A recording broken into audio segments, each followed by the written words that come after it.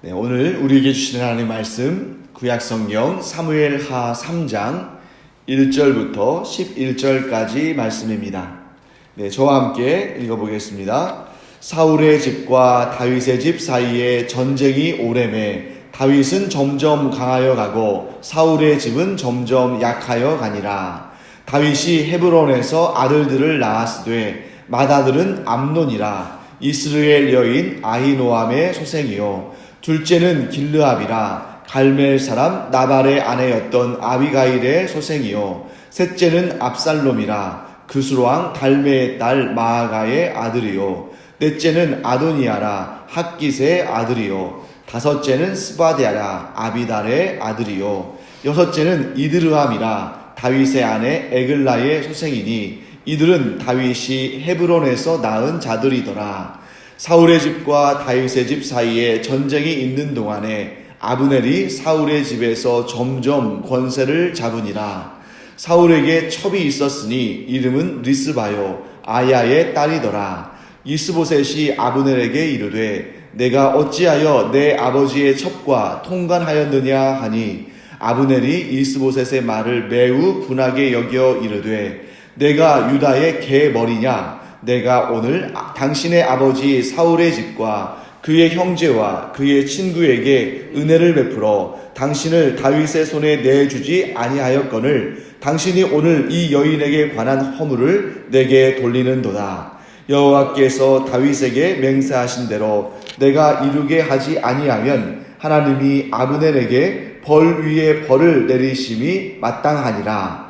그 맹세는 곧 이 나라를 사울의 집에서 다윗에게 옮겨서 그의 왕위를 단에서 브엘세바까지 이스라엘과 유다에 세우리라 하신 것이니라 하며 이스보셋이 아브넬을 두려워하여 감히 한마디도 대답하지 못하니라. 아멘. 네, 사울의 집과 다윗의 집 사이에 전쟁이 오래매라는 표현으로 오늘의 이 본문이 시작되고 있습니다. 자, 이 표현은 마치 이 사울의 가문, 이 사울의 한 가정과 또 다윗의 가문, 다윗의 그 가정 사이에 이 가문과 가문 사이의 결투인 것처럼 보이지만 사실은 이거 상징적인 표현이죠. 그래서 이미 사울은 죽고 없습니다. 그런데 뭘 의미하냐면 이 사울과 다윗 사이의 그 어떤 애증의 관계, 또 여기에서 보면 이제 남쪽에 유다 지파를 중심으로 한 이 다윗의 왕국과 마하나임을 중심으로 한 이 북쪽의 이스라엘, 그러니까 여기서는 유다 지파를 제외한 나머지 지파의 왕국, 이 사이에 끊임없이 전쟁이 일어나고 있던 그런 모습을 설명하고 있습니다. 자, 그런데 이 전쟁 가운데 성경은 뭐라고 표현하냐면 남쪽은 즉 다윗의 집은 점점 강하여져 가고 또 북쪽 또 사울의 집은 점점 약해져 갔다라고 표현되고 있습니다. 사실 이것은 이미 예견된 일이죠. 왜냐하면 오늘 본문에 이 3장의 이 본문에 좀 이 후반부에 나오는 것처럼 아브넬도 고백을 하고 있습니다. 여러분, 아브넬은 누구냐면 이 북쪽 왕국의 실권자잖아요. 그리고 또 이 사울의 집안을 견고하게 또 붙들어주는 그러한 용사인데 그의 입을 통해서도 어떤 고백이 나오냐면 하나님께서 이 사울의 집을 버리셨고 다윗의 집을 택하셨다라는 그런 내용이 나오고 있습니다. 그러니 그것은 당연한 일이죠. 왜냐하면 하나님께서 계획하시고 하나님께서 약속하시고 하나님께서 주관하시는 일이기 때문에 다윗의 집이 점점 강성해지고 사울의 집은 점점 약해질 수밖에 없는 것입니다. 거기서 우리가 이제 주목해야 할 만한 단어 하나가 있는데 그것은 바로 점점이라는 단어입니다. 자, 다윗의 집은 점점 강해져 가고 또 사울의 집은 점점 약해져 갑니다. 자, 여기서 여러분 우리가 뭘 알 수 있냐면 하나님의 역사는 때로는 너무 더디게 진행돼서 사람들이 그 하나님이 역사하지 않으시고 일하지 않으시고 혹은 하나님의 계획이 중단되었거나 하나님의 뜻이 실패했다고 느낄 때가 많이 있다는 겁니다. 그래서 여러분 여기에서 이 하나님께서 다윗을 택하시고 다윗에게 왕의 기름 부음을 부으신 때가 이미 20년도 더 지난 일입니다. 그래서 하나님께서 이 다윗을 택하신 그 역사가 과연 지금 이루어지고 있는가 하고 어떨 때는 정말 기다리기가 힘들고 또 그 하나님의 뜻이 무산된 것처럼 여겨질지라도 그러나 하나님께서는 반드시 그 일을 이루시는데 어떤 경우에는 우리가 눈치채지 못하도록 점점 천천히 이렇게 이루어져가는 그런 모습을 보게 됩니다. 우리는 성경을 통해서는 불과 몇 장만 넘기면 다윗이 왕의 기름 부음을 받은, 즉 하나님의 기름 부음을 받은 그때로부터 왕의 대관식을 할 때까지 불과 몇 분 만에 성경책을 넘기면서 읽을 수 있지만 실제로 그들의 삶의 역사에서는 적게는 20년, 또 많게는 30년. 그럼 한번 생각해 보시죠. 아브라함이 아들을 얻을 것이다 라는 하나님의 약속을 받은 다음에 무려 25년을 기다렸잖아요. 또한 모세도 그가 광야에서 이스라엘의 인도자로, 지도자로 부르심을 받기까지 광야에서 몇 년을? 40년을 기다렸습니다. 그리고 오늘 이 다윗도 마찬가지죠. 여호와 하나님의 그 기름 부음을 받은 때부터 왕위로 세워질 때까지, 이 헤브론에서 유다 지파의 왕으로 세워질 때까지는 거의 20년 정도 기다렸고, 또 이제 이스라엘 전체의 왕으로 세워질 때까지는 거의 30년 가까이 이렇게 기다리는 그런 세월이 있었습니다. 심지어 우리 모든 그리스도인들을, 모든 하나님의 자녀들을 또 위해서, 우리의 구원을 위해서, 우리가 갈 곳을 예비하기 위해서 오신 예수님도, 예수님께서 그 하나님의 부르심 가운데에 공생의 사역을 시작하시기까지, 이 땅에 성육신하신 때로부터, 즉 이 땅에 강생하신 때로부터 그 첫 번째 사역을 시작하시기까지 몇 년을 기다리셨어요? 30년을 기다리셨다는 거죠. 그러니까 우리가 참 그 하루하루를 어떨 때는 기다리기가 힘든데, 어떤 경우에는 20년, 어떤 경우에는 30년, 어떤 경우에는 40년, 이렇게 오래 기다리다 보면 하나님께서 잊어버리신 것 아닐까? 하나님께서 그 계획을 돌리신 것은 아닐까? 혹여나 하나님께서 그 일을 이루지 못하시는 것 아닌가 하는 그러한 생각이 인간적으로 우리 안에 들 수 있다는 것입니다. 하지만 오늘 본문의 말씀 보시면 하나님께서 일하지 않으시는 것처럼 보이는 그 순간에도 하나님은 서서히 역사를 이루어 가시고 점점 하나님의 역사가 그 은혜 가운데 이루어져 가고 열매를 맺어가는 그런 모습을 보여주시는 것을 보게 됩니다. 그래서 우리는 이런 마음을 가져야겠죠. 하나님의 약속이, 하나님의 계획이 열매를 맺기까지는 기다림의 시간이 있다. 그런데 그 중요한 사실은 그 기다림의 시간이 얼마든 간에 그 기다림의 시간 동안에 우리가 하나님의 뜻을 잊어버리고 혹은 하나님께서 우리를 위해서 역사하신다는 사실을 인정하지 않으면 우리는 정말 그 기간 동안에, 그 기다림의 기간 동안에 낙심할 수밖에 없고 힘이 들 수밖에 없고, 또 여기에서 다윗의 집이 점점 강성한 그런 역사를 믿음의 눈으로 봐야 되는데 믿음의 눈으로 보지 못하고 그저 그 상황이 그냥 우연이 된 것처럼 혹은 시간이 지나니까 저절로 된 것처럼 이렇게 생각할 수 있는데, 여러분과 제가 그런 인간적인 눈으로 세상을 바라보지 아니하고 역사를 바라보지 아니하고 믿음의 눈으로 세상을 바라보며 역사를 바라보는 은혜가 있기를 간절히 축원합니다. 비록 시간이 걸린다 할지라도, 아니 오히려 위대한 역사일수록 더 시간이 많이 걸리는 경우들을 보게 되죠. 왜냐하면 하나님께서 일하실 때는 단지 그 일 하나만 가지고 일하시는 것이 아니라 그 일을 이루시기 위해서 주변의 모든 일들을 하나님께서 다루시고 또 조정하시고 또 새롭게 하시고 또 그 모든 것들을 중간하신다는 것입니다. 그렇기 때문에 우리가 결코 하나님께서 이 놀라우신 역사를 이루신다는 것을 잊지 않고 기다리며 참아내며 인내하며 기도하며 준비할 때에 하나님께서 선하신 역사를 이루실 줄 믿습니다. 자, 그 다음에 우리 2절부터 5절까지는 다윗이 헤브론에서 얻은 아들들의 이름이 등장합니다. 여러분 1절에서 어떤 말이 나왔죠? 하나님께서 다윗의 집을 점점 강하게 강성하게 하셨다는 말씀이 나오죠. 자, 이 당시에 그 증거 중에 하나가 뭐냐면 하나님께서 헤브론에 있는 다윗에게 많은 아들들을 주셨다는 겁니다. 이것이 곧 하나님께서 역사하신 거죠. 생명은 하나님께 속한 것이기 때문에 하나님께서 허락하지 않으셨다면 다윗에게 아들 하나도 있을 수가 없었겠죠. 그런데 하나님께서 1절 말씀에 다윗의 집을 점점 강성하게 하셨는데 그 방법 중에 하나가 2절부터 5절에 나오는 헤브론에서의 그 낳은 아들들이 언급되고 있는 이런 내용입니다. 그래서 우리가 이 이전에는 이 사무엘하 3장 이전에는 다윗의 아내들로 2명만 언급됐었죠. 어떤 사람들입니까? 아히노암과 아비가일 2명만 있었는데 이 3장에서 이제 나머지 4명의 아내들의 이름들이 등장합니다. 그리고 그 각각이 낳은 아들들의 이름도 등장하죠. 자, 여러분 거기에서 우리가 잘 알고 있는 아히노암과 아비가일 이렇게 등장합니다. 그리고 세 번째 아들인 압살롬의 어머니는 누구예요? 그술왕 달메의 딸 마아가 이렇게 되겠죠.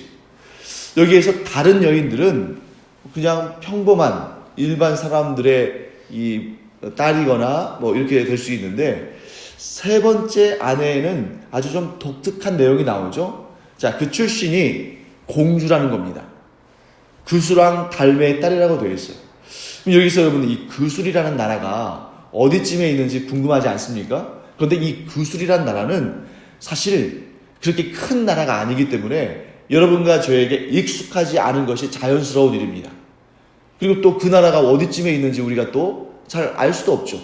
그런데 이 그술이라는 나라는 어디에 있냐면 여러분들이 이제 이스라엘 지도를 놓고 보실 때에 가장 우리가 쉽게 이 이스라엘의 동서남북을 구분할 수 있는 방법이 위로는 갈릴리 호수가 있고 남쪽으로는 사해가 있죠.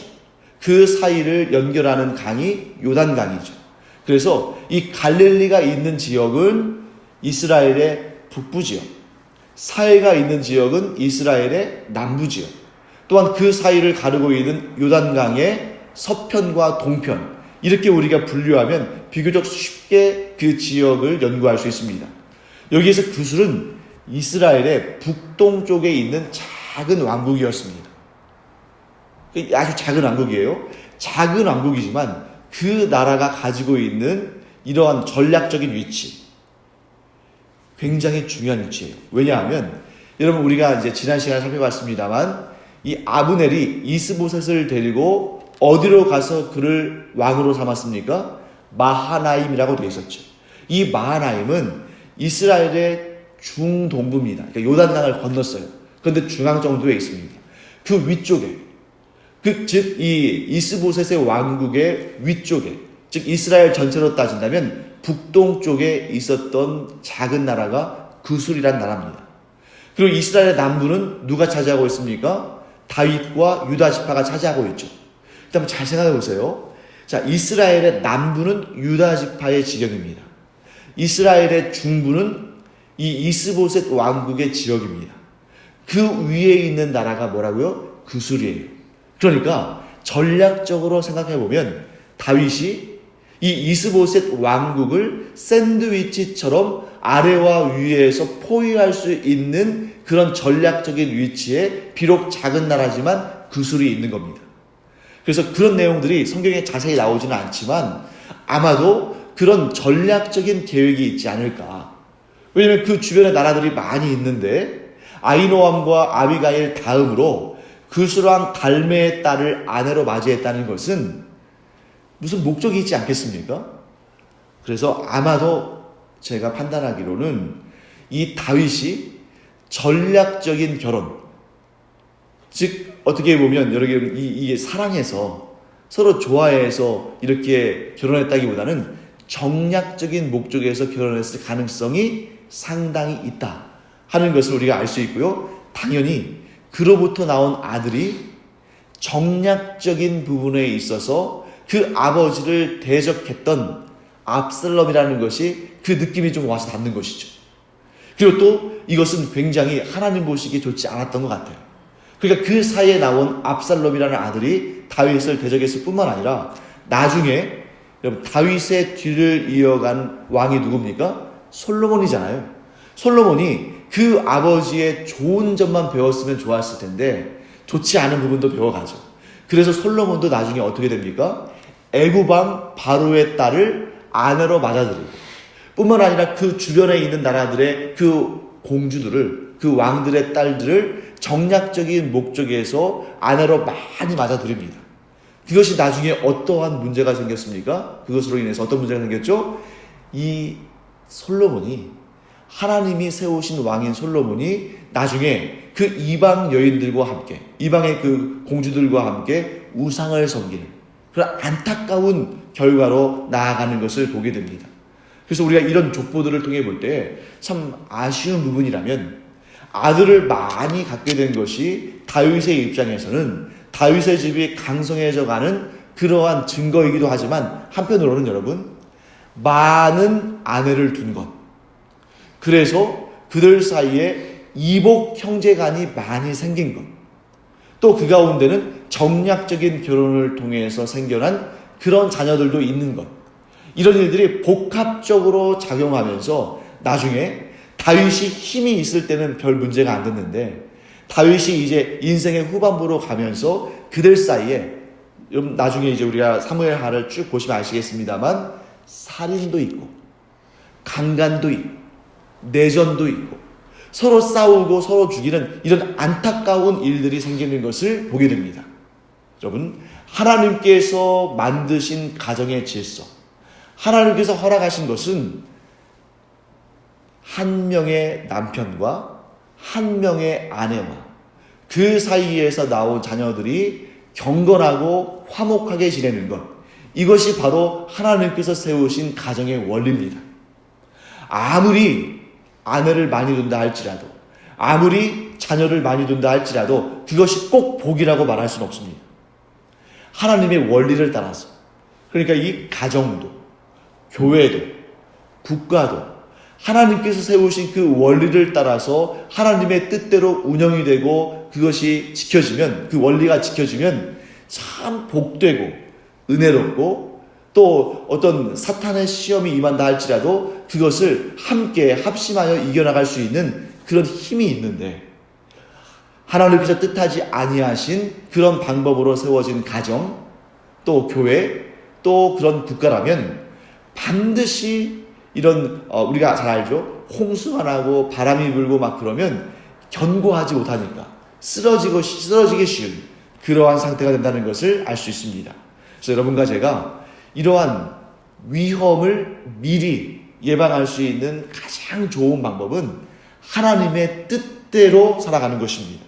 하나님의 방법대로, 하나님의 계획대로, 하나님의 원리대로, 하나님의 뜻대로 우리가 지켜나가고 그것을 수호하고 따르며 순종하며 나아가면 거기에는 하나님의 그 원리 가운데는 생명이 있고 평화가 있고 힘이 있고 능력이 있는데, 그것이 아니라 하나님께서 원치 않는 길을 따라가면 처음에는 잘 되는 것처럼 보일 수도 있고 처음에는 모든 것이 형통하게 되는 것처럼 보일지 모르지만, 반드시 그와 같은 하나님의 뜻을 떠난 모든 것들은 뿌리가 얕을 수밖에 없고 비바람이 불고 창수가 나면 쓰러질 수밖에 없다 하는 것을 우리는 명확히 알아야 됩니다. 그래서 우리는 시간이 걸린다 할지라도, 또 좋은 열매가 당장에 보이지 않는다 할지라도 하나님의 뜻을 마음에 새기고 하나님의 뜻에 순종하며 천천히지만 그러나 점점 더 강해져가는 여러분과 제가 되기를 간절히 축원합니다.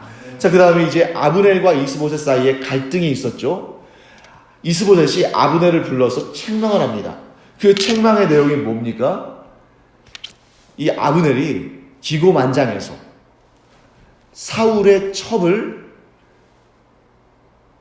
아내로 맞아들인, 그러니까 여기서는 아내로 맞아들였다는 얘기는 없지만 뭡니까? 간통한, 서로 가늠한 이러한 일이 벌어졌다는 것을 보게 됩니다. 여러분, 고대 사회에서 이 왕의 아내들은 어떤 의미를 가지고 있었냐면, 보통 왕의 정부인들과의 사이에서는 이런 일들이 별로 일어나지 않고 왕의 첩들, 왜냐하면 이 왕의 첩들은 대부분 젊은 여인들이었거든요. 이 왕의 조광지처는 왕과 비슷한 나이지만 왕의 첩들은 굉장히 젊은 사람들이 많았기 때문에 이런 왕의 첩들을 이제 이 잠자리를 같이 함으로 말미암아 어떤 것을 과시하냐면 내가 이 왕보다 더 강한 사람이다. 혹은 이제 여러분 이 왕위의 계승의 정통성이 없는 사람들이 자기의 그 왕권을 얻기 위해서 하는 방식 중에 하나가 이 전대의 왕의 후궁이나 첩들을 아내로 맞아들이는 거예요. 내가 왕이 되고 싶다 했을 때, 그런데 나에게 왕위를 계승할 정통성이 없을 때에 그 선대 왕의 첩을 취하는 거죠. 그런데 여기에서 아브넬은 그런 생각까지는 없었던 것 같아요. 그러나 그가 자기의 권력을 과시하고 내가 왕조차도 나를 함부로 할 수 없는 사람이라는 것을 좀 과시하기 위해서 사울의 첩을 이렇게 가름하는 그러한 일이 있었던 것 같습니다.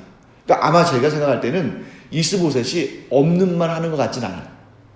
이스보셋이 이 아브넬을 제거하기 위해서 이렇게 음모를 꾸미거나 그런 것 같지는 않고, 왜냐하면 이스보셋도 아브넬이 없으면 그의 왕위가 견고할 수 없죠. 하지만 이것까지는 참지 못했던 것 같아요. 자기의 아버지의 첩을 이렇게 데려다가 동침한 것은 이 이스보셋의 입장에서는 이것까지는 용납할 수 없다. 이래서 말을 꺼냈는데 이 아브넬이 굉장히 강경하게 반응하죠. 왜 그랬을까요? 사실 자신이 그러한 잘못을 저질렀기 때문입니다. 만약에 그런 일이 없다면 잘 이야기했을 거예요. 왕이요, 제가 그런 적이 없습니다. 저와 왕 사이에 이간질을 하려는 사람들이 헛소문을 퍼뜨린 겁니다. 이렇게 설득했을 텐데, 이렇게 막 완전 핏대를 세우면서 얼굴을 붉히는 듯이 이렇게 강하게 반박하는 것을 볼 때에 자기의 죄가 들통난 것을 안 거죠. 그러면서 뭐라고 말합니까? 내가 당신과는 이제 더 이상 함께 할 수 없다는 얘기를 하는 거죠. 그 내용이 무엇입니까? 뒤에 이제 우리 9절, 10절 그 내용들을 보시면 하나님께서 사울의 집을 패하시고 다윗의 집을 선택하셨다. 그러므로 그 하나님의 뜻을 내가 이루겠다. 자, 이런 식으로 말하는데 이것은 이 아브넬이 자기가 스스로 죄인됨을 드러내고 있습니다. 어떤 점입니까? 여러분, 만일 아브넬이 진실로 하나님께서 사울을 버리시고 다윗을 택하셨다는 사실을 알았다면 어떻게 해야 되죠? 이스보셋을 데리고 가서 그를 왕의 자리에 올려서는 안 되는 겁니다. 하나님께서 분명히 사울을 버리시고 다윗을 택하신 것을 알았다면 하나님의 뜻을 붙들고 하나님의 뜻에 순종해서 다윗을 왕위에 올리는 일에 자기가 일조를 했어야죠. 아니 최소한 묵인했어야죠. 그런데 지금 아브넬은 어떻게 했습니까? 다윗이 아닌 이스보셋을 데리고 그를 허수아비 왕으로 세우기 위해서 그를 옹유했다는 겁니다. 하나님의 뜻에 정면적으로 대적한 것이죠. 그러므로 결국 아브넬은 자신의 죄에 대한 그 대가를 받게 될 것입니다. 그리고 우리가 그 내용을 이제 다음 시간에 또 이제 살펴볼 수 있게 될 것입니다. 자, 여기서 여러분 이 아브넬이 이런 표현을 사용하죠. 내가 유다의 개머리냐. 여러분 이것은 이제 이 그들의 속담적인 표현인데 개머리 뭘 의미할까요? 이것은 바로 쓸모없는 것, 이런 걸 의미하는 것입니다. 그래서 내가 유대의 개머리냐라는 말은 어떤 뜻이냐면 내가 유다 편에 선 쓸모없는 존재가 되어버렸냐, 이런 얘기예요. 이스보셋아, 네가 전에는 내가 필요해서 나의 이 어떤 군사력이, 나의 이 카리스마가 필요해서 나에게 빌붙어서 이렇게 왕이 되더니 이제는 네가 왕이 된 다음에 나는 아무 필요가 없는 사람이 되었느냐. 자, 이렇게 표현하는 것이죠. 그래서 우리가 이제 우리 이 아시아, 동아시아의 어떤 정서로 표현한다면 토사구팽을 하려고 하느냐? 자, 이렇게 말하는 겁니다. 사랑하는 성도 여러분, 악인들 사이에 반목하게 되어 있습니다.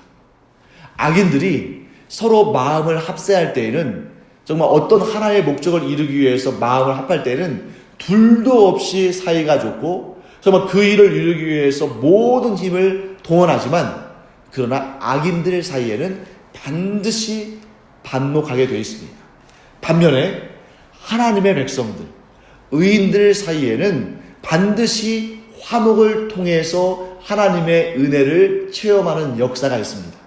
물론 하나님의 사람들 사이에, 같은 목적을 지닌 하나님의 사람들 사이에서도 사탄이 시험하고 또 오해하기도 하고 또 사람이기 때문에 인격적으로 성숙하지 못해서 싸우기도 하지만, 그러나 우리 안에 복음이 있다면, 우리 안에 하나님을 섬기는, 하나님을 경외하는 마음이 있다면 하나님께서 반드시 우리 안에 화평의 역사를 이루실 줄 믿습니다. 그래서 오늘도 우리가 이렇게 생각하면 좋겠어요. 우리가 사람이기 때문에 때때로 우리 하나님의 사람들 사이에서도 또 이렇게 섭섭한 마음이 들기도 하고, 말 한마디 때문에 또 이렇게 의의가 또 좀 상하기도 하고, 또 그 사이에 좋았던 관계가 좀 깨어지기도 하고, 하지만 우리가 이 기도하는 시간에 우리의 마음을 좀 이렇게 가다듬기를 바랍니다. 왜냐하면 사탄은 하나님의 놀라운 역사가 임하려고 할 때에 그것을 미리 그 낌새를 눈치채고 우리 사이에 그 놀라운 은혜와 하나님이 이루신 놀라운 역사를 경험하지 못하게 하기 위해서 아무 일도 아닌데 섭섭한 마음 갖게 하고, 아무 문제도 아닌데 말다툼이 있게 하고, 분열하게 하고, 갈라서게 하고, 이렇게 역사하죠. 우리가 그 사탄의 시험에 대해서 알고 대비한다면 훨씬 그 사탄의 괴계를 뿌리치고 물리치는데 큰 도움을 얻을 것입니다. 그런데 하나님의 역사는 항상 하나가 되게 하시고, 같은 뜻을 품게 하시고, 서로 겸손하게 대하게 하시고, 서로 마음을 합하여서 하나님의 일을 꿈꾸게 하시는 줄 믿습니다. 그러므로 우리가 내 자신을 스스로 점검하면서 내가 혹여나 지금 사탄의 시험 가운데 있는 것은 아닌지, 혹 그렇다면 우리가 더욱 하나님을 바라보며 더욱 우리 주 예수 그리스도 곧 화목제물이 되신 예수님을 바라보며 더욱 우리와 함께 하시는 성령님을 의지해서 좋은 일, 복된 일, 은혜로운 일, 하나님의 뜻 안에서 하나가 되는 여러분과 제가 되기를 간절히 축원합니다. 기도하겠습니다. 하나님, 주님의 은혜를 감사드립니다. 악인들은 서로 때로는 악한 목적을 위해서 뜻을 합하고 사이가 좋은 것처럼 보일지 모르지만 반드시 그 끝에는 분열이 되고 다투고 또 이렇게 이스보셋과 아브넬처럼 싸우게 되는 것을 보게 됩니다. 하나님, 저희들 안에도 사탄이 그런 시험거리를 심어 놓으려고 할 때 저희들이 오히려 분명히 깨닫고 하나님만 의지하고 성령님의 도우심을 의지해서 사탄의 시험을 이겨나가고 성령의 하나 되게 하심을 통해서 우리가 하나된 심령으로 하나님만 섬기고 예수 그리스도의 본을 받아 화평을 이룰 수 있도록 은혜 더하여 주시옵소서. 감사드리며 예수님의 이름으로 축복하며 기도합니다. 아멘. 이제는 우리 주 예수 그리스도의 은혜와 하나님 아버지의 크고도 넓으신 사랑과 성령의 감동, 감화, 위로, 교통하심이 이 시간 사탄의 시험을 이겨내고 오직 하나님의 뜻 가운데 예수 그리스도의 그 하나 되게 하시고 화평케 하시는 그 뜻을 붙잡고 서로 하나 되며 성령 안에서 서로 같은 꿈을 꿈으로 말미암아 하나님 나라를 위해서 함께 일하기를 원하는 주님의 사랑하시는 자녀들 위에 이제로부터 영원토록 함께 있을지어다. 아멘. 우리 이 시간 기도할 때에 우리 가정 내에서도 또 우리 신대주 강영교회 교회 공동체 안에서도 또 우리의 직장이나 우리가 살아가는 모든 상황 가운데에 하나님께서 함께 하시는 하나됨의 은혜가 있기를 기도하고 화평의 도구로 평화의 도구로 쓰임받기를 기도하기 원합니다. 기도하겠습니다.